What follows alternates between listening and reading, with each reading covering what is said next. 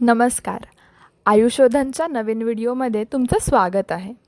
आता तुम्ही विचार करत असाल, आयुर्शोधन म्हणजे नेमकं काय?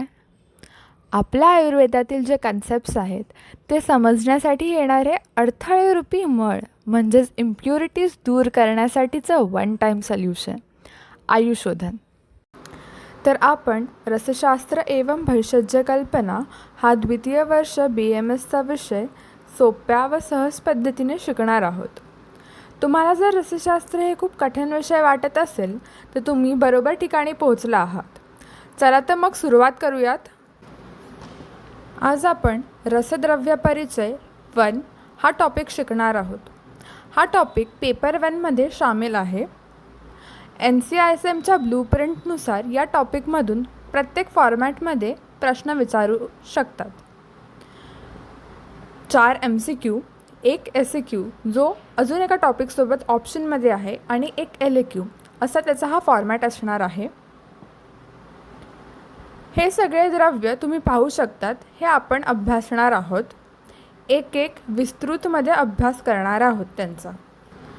रसद्रव्य परिचय ह्याचा अभ्यास करण्यासाठी एक सोपा फॉर्मॅट लक्षात घेऊयात, जेणेकरून पेपरमध्ये लिहायला की पॉईंट्स लक्षात राहतील आणि अभ्यास पण सुटसुटीत होईल.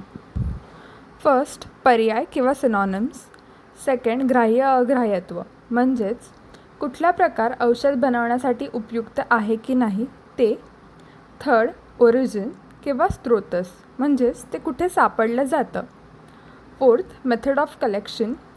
5, प्रिस्क्राईब टेस्ट म्हणजेच ते द्रव्य अडल्ट्रेटेड आहे की नाही ते पडताळण्यासाठी लागणाऱ्या परीक्षा. मग केमिकल कंपोजिशन, मग शोधन, मग डोस, विशिष्ट योग किंवा कल्प, मग अनुपान आणि आमयिक प्रयोग.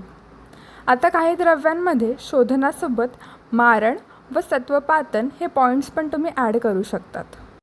आता आपण व्हिडिओच्या उत्तरार्धाकडे वळूयात.